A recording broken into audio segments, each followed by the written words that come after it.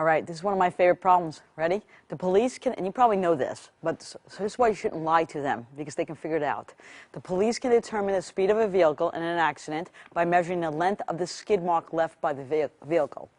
Suppose for a particular model car, the police know that the speed of the vehicle in miles per hour is given by the formula S equals 8.3 times the square root of L. Cool, huh? Okay, where L is the length of the skid mark in feet. Okay, a driver in such a car is involved in an accident in which the police find skid marks measuring 100 feet. Okay, so we know the length of the skid mark is 100 feet. The driver claims that he was driving the legal speed limit of 65 miles per hour. That's what he claims. He was driving 65 miles per hour. Is the driver telling the truth? Okay. That's good. That doesn't sound too good. At any rate, I think we need to learn more to do this problem. Okay? I'm not so sure. Maybe, I know we did this before, but I think we need to learn more to really actually see what this really does. So let's look at another problem before we do this. Let's go to this next thing where we square each number. To square each number means to multiply the number by itself. So what is the square of 5? The square of 5 means either 5 squared or 5 times 5, and that is 25. So that is 5 squared, or 5 times 5, 25. How about 10? 10 squared is 10 times 10, which is 100.6. Be careful about decimals. 0.6 squared is 0.6 times 0.6. Remember, that is 36, but you have to move it 2 places, the decimal in. So that's 0.36. And finally, 2/3. 2/3 squared is 2/3 times 2/3, or you can use the power to power rule. Remember that? And that's 4/9. That's how you square a number. But I know you know that. I want the opposite of squaring. How do we get from 25 back to 5? How do we get from 0.36 back to 0.6? How do we get back from, you get it? From 4/9 back to 2/3? And that's called square rooting. So that's what we want to talk about. We want to talk about square rooting. So the square root of even a simple number, let me just review this, is 16, okay? Well, the square root of 16 is 4. The reason it's 4 is because 4 times 4 is 16. Remember, we did this in a couple of mods ago, that there is a number there you don't see, that's a 2, and that's called the index. When it's a 2, we don't have to write it, it's understood to be there. Look at the definition in your workbook. It says the square root of a positive number, a, so the square root of a positive number, a, so here's the square root, is the number b, so this is b, whose square is a. So if I square this, I get this. That's what that says. Okay, here's what I say, a little simple. Okay, say to yourself, what times itself gives me 16, and that number is 4. Okay, square roots of non-perfect squares can only be approximated. Let me tell you what I mean. The square root of 10. There is no whole number that when multiplied by itself can give me 10, so I can only approximate that. If I want the exact answer, I have to leave it as the square root of 10. But otherwise, I have to approximate it. And I have to tell you, this number, and I think we talked about this a couple of mods ago, will go on and on and on and on without end and without a pattern, and that's why it's called irrational. Okay? So we talked about all of that. So let's take a look at some problems. Okay, we want the square root of these. So let's take a look for a second. Be very careful. Saying that, find the square root, is actually different from using the symbol for square root, and I'll talk about that in a second. We want the square root of 49. So what we're asking you is, what times itself is 49? Well, 7. But what about negative 7? Negative 7 is also the square root of 49. Because negative 7 times negative 7 is positive 49. So 7 or negative 7, which you can write as plus or minus 7. Same thing here. I can write plus or minus 6. That doesn't mean I'm multiplying positive 6 times negative 6. It means it's 6 or negative 6. That means I'm multiplying 6 times 6 to get 36, or negative 6 times negative 6 to get 36. Okay? Same thing here. 5. Square root of 25 is 5. Square root of 64 is 8. Plus or minus 5/8. And what I'm really saying there is 5/8 times 5/8, or negative 5/8 times negative 5/8. However, you need to understand some basic notation. Some basic notation says this. This symbol right here is called a radical or a radical sign.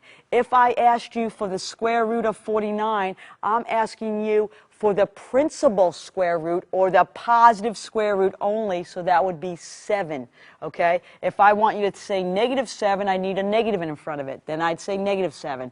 If I want you to say plus or minus 7, I'd need to do that. So be very careful about using the symbol and using words, because it's different. Now, what's inside the radical, this number right here, or whatever's inside here, that's called the radicand.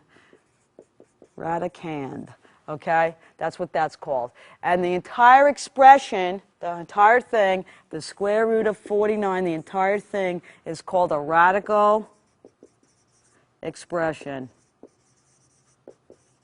Okay? That's what we know. And we also said there's always a little number here. It's an index. If I don't see one, it's a 2. So that's some basic notation for you. So now what I'd like you to do is I'd like you to go to your workbook. There are 10 problems there. Try those 10 problems, because this is truly a review. So look at those 10 problems.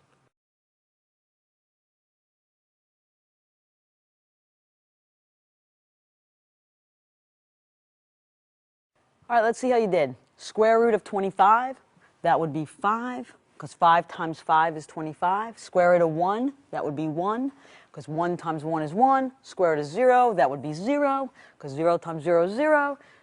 Negative square root of 100. That negative comes straight down, and that's 10. Now, negative 10 times negative 10 is not going to get you back there, but all this says is I want the opposite of the square root of 100. That's what it's really saying. So that's negative 10. Just bring the sign in front down and take the square root of 100.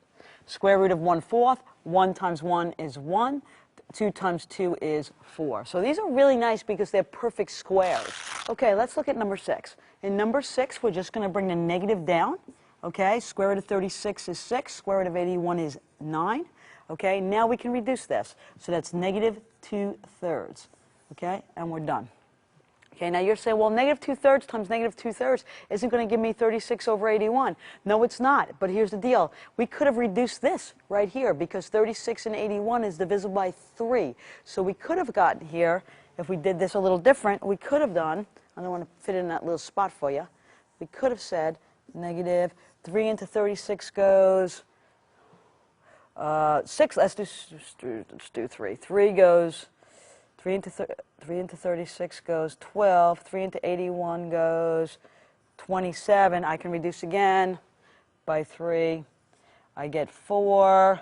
3 goes into that 9, 4/9. So there's my negative 4/9, which gives me my negative 2/3. So that's why we could reduce it, because we could have reduced it here. It didn't matter. Okay? All right, so let's take a look at this guy. Let me erase this, but it's a lot. It's really just messy. 1, 2, 3, 4. We have 4 places there. That's why I can do this, because if I think about it, I know it's 3 for 9, but it's going to be 0.03. The reason it's going to be 0.03 is because if I multiply 0.03 times 0.03, I have to move that decimal 4 places, okay, and it'll give me this number. So it's 0.03.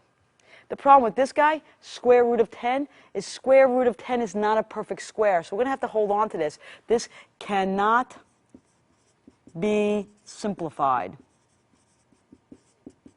I can estimate it, which I'm going to do next, but I cannot simplify that. We'll talk about that. Square root of square root of negative 4. That means I have to find a number times itself that will give me a negative. Get me what's inside there. There is no number times itself that's going to give me a negative. You might remember from a couple of mods ago that if I have an even root, I can't take the even root of a negative. That's no real number. Do not say no solution. We are not solving anything. We're simplifying. Okay? No real number. Nothing times itself will give me back a negative. Okay? This is a little different. This negative is on the outside, and square root of 4, we're just trying to get what's in there, which is 2. So that's my answer for number 10. So let me just kind of summarize something here. When you have a perfect square under here, your square root's going to be a real number. Okay? When you have a non-perfect square, okay, then we're not going to be able to simplify. It's going to be an irrational number. We talked about that before. If I really want the square root of 10, that's a decimal that goes on and on and on and on without end. No repetition, no end. If you have a negative underneath an even root, it's no real number. So those are the three possibilities. So before we talk more about that, let's take a look and, oh, sorry, not that one, but this one. Let's simplify this a little bit. Not simplify it, but let's talk about this one a little more.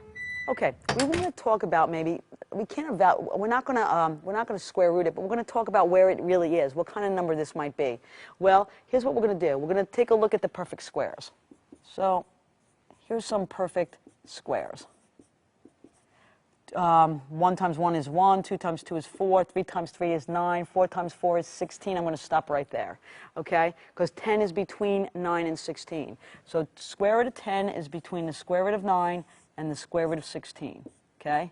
That tells me that the square root of 10 is between 3 and 4. So the square root of 10 will be somewhere between that. Watch, I'm going to take my handy. I know you don't get to use a calculator, but I'm going to take my handy dandy calculator. Yes, stop making fun of my calculator. Okay, but the square root of 10. Of course, it only stops because my calculator stops, but it says 3.16227766, and it would keep on going. So 3.16, so it is between 3 and 4, and obviously closer to 3, 3.16. Why is it closer to 3? Because 10 is closer to 9 than it is to 16. Makes common sense. Okay, so in summary, okay, to note this, and this is in your workbook, if a number is a perfect square, its square root is a real rational number. Again, the square root of 16 is 4. That's a real rational number. Okay, if a positive number is not a perfect square, then its square root is a real irrational number. A real irrational number. This is 3.1. 6, 2, ... Okay, that's a real irrational number. Okay, if the last one says, if you have a negative underneath the square root, like -4, then you get not a real number out of it. So that's just for you to think about. Okay, all right. So let's look at the next question. Okay, it's time to revisit the challenge problem. Okay, this is the guy who was driving, gets into this accident, says he's going 65 miles per hour. The cops know that this is the formula to be used for his skid marks for his car, and the length of his skid mark was 100. So all we have to do now is go S equals 8.3 times the square root of 100. Okay, S equals 8.3. Square root of 100 is 10. Okay, S equals 8.3 times 10 is 83 miles per hour. He said he was going 65. He is a liar. Liar. Throw in jail. Okay, because he was going almost 20 miles per hour faster than he said he was. So that's how you do that challenge problem. That is a great problem. The more I think about it, one of the things I think I would love to do, of course I watch CSI and all those shows, I think I'd love to go into forensic science. It just looks so cool. Of course, it's probably not as cool as it is on TV. Okay, so let's see where we're going to go next. I think there's a couple more problems in your book for you to try, and it says for each square root, find the square root let's read that again. For each square root, the square root lies between which two whole numbers? So you're going to take the square root of 18. I'm going to rewrite this on the board later, and you're going to tell us, just like we did with the square root of 10, what two numbers this lies between. Okay? All right, so try that with 118 and try it with 76.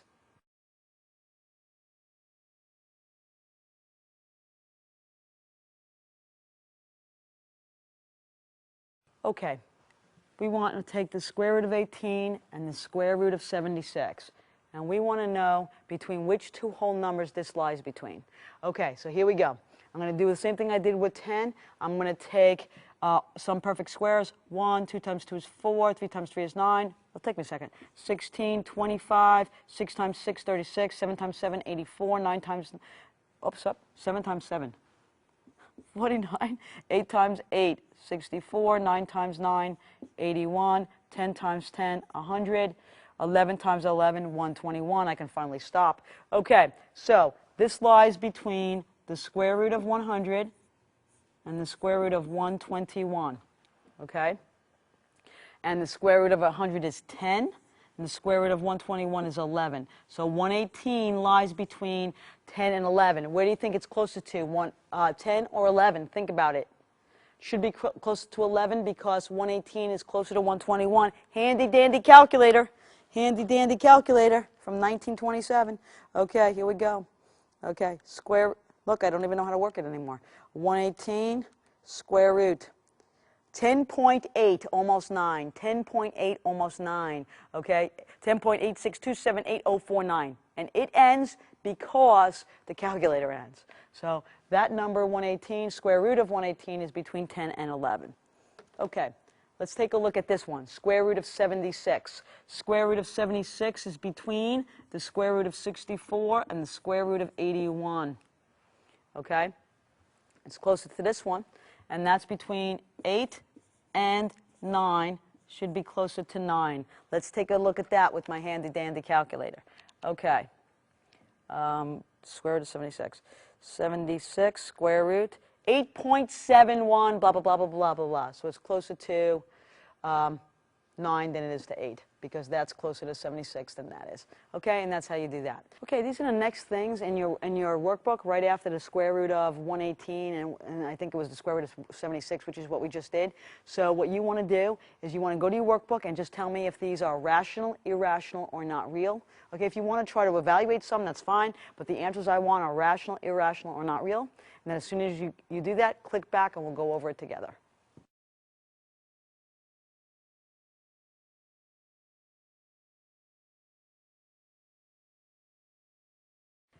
Okay, 121 is a perfect square, so that's going to be, remember, rational, irrational, and not real. That's going to be rational, okay, because it's 11 if you care, and it's rational. Rational, remember, means we can write it as a fraction, and we can clearly write 11 as a fraction. Okay, here we go. This is also going to be rational because this is a perfect square. Just bring the negative down, and we get 9. So again, rational. Again, the answers, -9, 11, those are all freebies. Okay, this is again rational. Why? Because 0 is a perfect square, just like those. 0 is a perfect square, rational. Okay, this is again a perfect square, so rational. Because what's underneath here is a perfect square, that's 4/3. Okay, here, again, rational. Okay, it's rational, and that's 0.5 if you care. Okay, which is 5/10 or 1/2. Okay, -64. This is not real. I swear it's not real. It's not real because there's no number times itself that's going to give me a negative back. So it's not real. Remember, can't have an even root of a negative. No good. No good. Square root of 6. This is not a perfect square. Not a perfect square.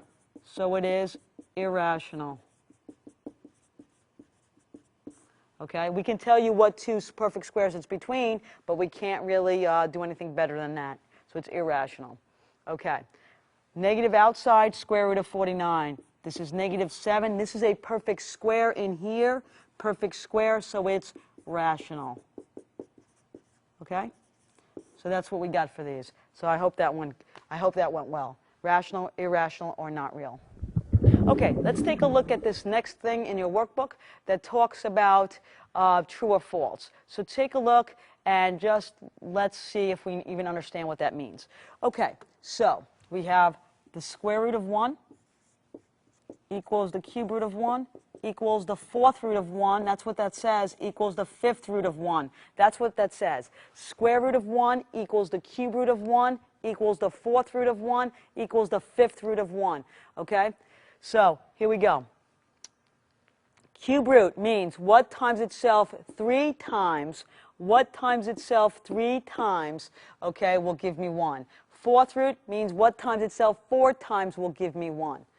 5th root means what times itself 5 times will give me 1. And by the way, these circle things right here are called, each one is called an index, so they are called indices. That's the plural. We don't need one here. Remember why? Because if we don't see one, it's known to be a square root. So the square root of 1, 1 times 1, 1. The cube root of 1, what times itself 3 times gives me 1? That's also 1. 1 times 1 times 1. How about the fourth root of 1? What times itself 4 times gives me 1? Yes, that's also 1. How about the fifth root of 1? Yes, that's also 1. So that is a true statement. So now we're going to talk about not only square roots, but we're going to talk about some cube roots and some possibly higher roots. So let's take a look and evaluate the following. I'm going to do the first two with you, and then you can do the next. The next, I think there are 7 on there. You can do the next 5, okay, that are in your workbook. All right, let's see what we're really doing here. The cube root of 8 says to me, what times itself 3 times, that's what the 3 is for, is equals 8. What's the number times itself 3 times is going to give me 8, and that's 2. 2 times 2 times 2 is 8. So the cube root of 8 is 2. That's how you do that, okay? Now, this negative on the outside just comes down like before. Cube root of 125 says what times itself 3 times is going to give me 125, and that is 5. The more you do, the more familiar you'll be with these, okay? It's 5 times 5 times 5 is 125. Okay, cube root of negative 27. Okay, you're allowed to have a negative inside here. This is a real number because think about it. I have to multiply some number 3 times to get a negative. I can do that because when I multiply a negative an odd amount of times, I get a negative back. This is actually negative 3 because negative 3 times negative 3 times negative 3 is negative 27. So that's why that works. I'm actually going to do these all just because they're new. Okay? This negative comes down, and it's okay to have an odd root of a negative. That's fine. Okay? And the cube root of a negative 1 is negative 1 because negative 1 times negative 1 times negative 1 is negative 1. Okay? Now it's a negative negative only because of that negative outside, which is a positive 1. So that's it. You just got to kind of think about what it's saying. The fourth root of 16 is saying what times itself? Yes, you've got it. 4 times. 4 times is going to give me 16. It's got to be the same number in there, and that is 2. 2 times 2 is 4, times 2 is 8, times 2 is 16. So that answer is 2. Okay? Negative. Bring it down. The fourth root of 81. What times itself 4 times is going to give me 81? Believe it or not, it is 3. Because 3 times 3 is 9, times 3 is 27, times 3 is, yes, 81. So it's negative 3 because the negative outside. Pretty cool. The fourth root of negative 81. Well, if I multiply a positive number 4 times, I'm going to get a positive back. But if I multiply a negative 4 times, I'm still going to get a positive back. That's what we've been talking about. You cannot have an even root of a negative. This is not a real number. So take a note at the note in your workbook, and it says the even root of a negative is never a real number. Okay, once you do that, if you would look at the first 2 true or false right after that note, the square root of 16 times 9, those 2, if you would do those 2, and then we'll come back and we'll check them.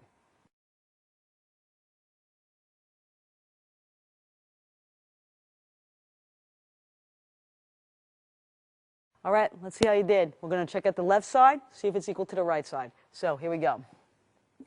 16 times 9 is 144. I would do just like, by the way, radicals have the same mode of operations as parentheses does. You do what's inside first. Okay? Now this is, keep going here, the square root of 144 is 12.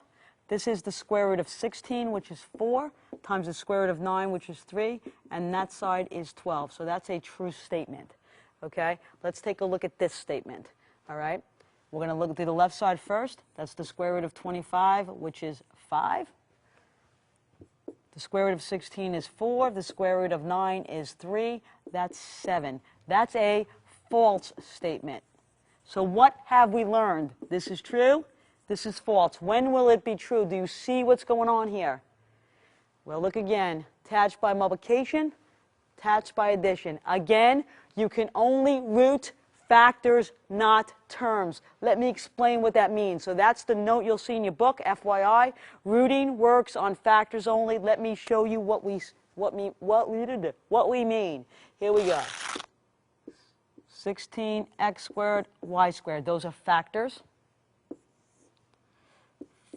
4x squared plus y squared. Okay, those are terms. I used a 4 instead of a 16 just because I didn't want to square a big number. Okay, these are factors.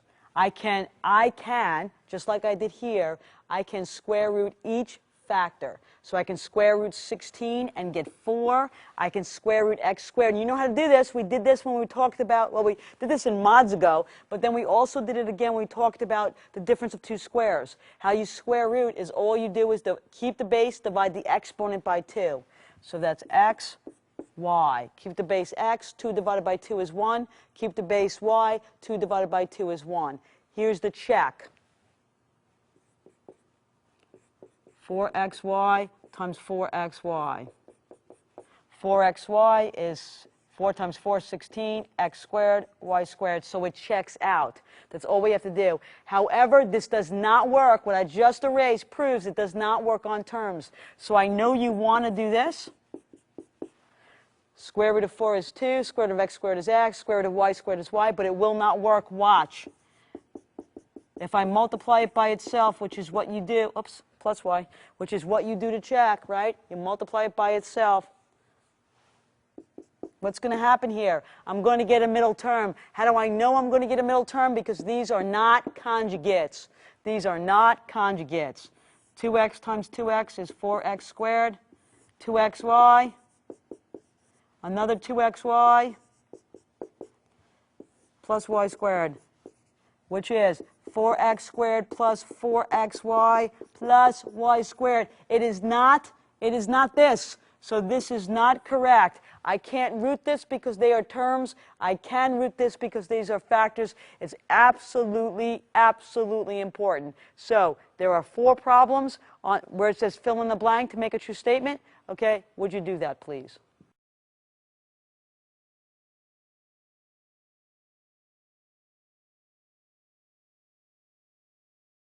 All right, I didn't write everything down because I wanted to save space on this board, but it says the square root of 81 is what? Because why? Okay, well, the square root of 81 is 9, right? Because, you almost want to say it when you do it, when you write it down, because 9 times 9 equals 81. And you want 2 factors, 2 of the same equal factors, 2 equal factors that give me 81. That's why it's 9. Okay, 100x to the 100th power is 10, because the square root of 100 is 10x to the 50th. Why the 50th? Because we have to take the exponent divided by 2, just like we did before, and we get 50.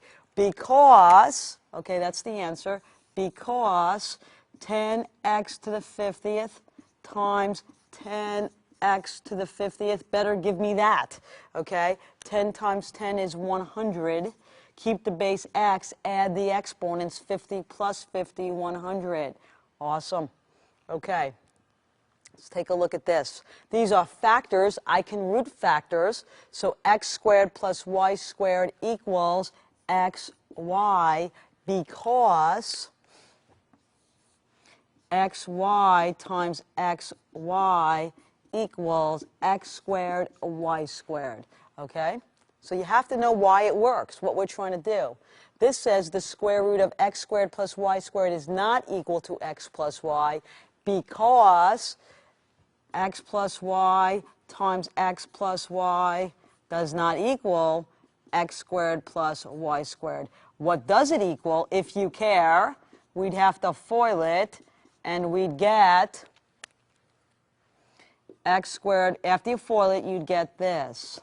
Because you're going to get a middle term. Why are you going to get a middle term? You're going to get a middle term because they are not conjugates.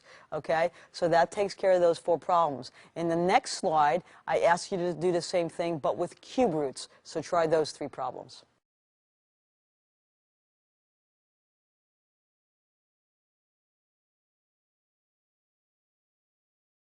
Okay, let's look at the cube root of 27. The cube root of 27 is 3. Why is it 3?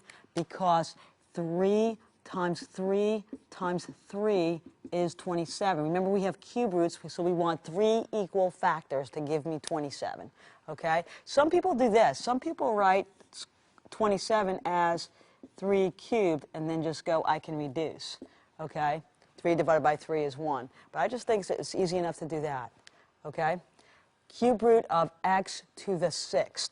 Okay, now, just like with the square root, we just divide the exponent by the index. We do the same thing with the cube root or the 4th root or the 5th root. All you do is you keep the base, divide the exponent by the index. 6 divided by 3 is 2. Okay, why does that work? Because x squared times x squared times x squared, keep the base, add the exponents, 6th, x to the 6th. These are so cool, okay, and these are working so nicely because they're perfect cubes, all of them, okay? So let's take a look at this next one. These are factors, so I can do each factor separately. The cube root of 8 is 2. The cube root of x cubed is x, because 3 divided by 3 is 1. The cube root of y to the 15th is 5, because 15 divided by 3 is 5. That's the answer. Why is that the answer? Because 2xy to the 5th times 2xy to the 5th times 2x, good thing it's not the 6th root, y to the 5th should give me that. 2 times 2 times 2 is 8. X, keep the base, add those exponents, cubed, keep the base, 5, 10, 15, add those exponents. So I hope you see they're really not hard, especially when they're perfect. So that brings us to the very last thing in your workbook, which asks you to do those 6 problems. Take a look at those, try them, and then click back when you're ready.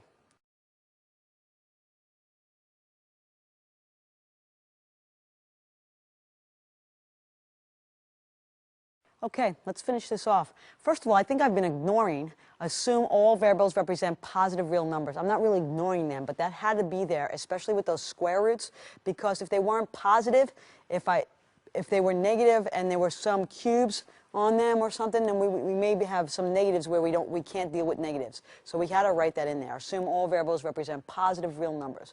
Okay?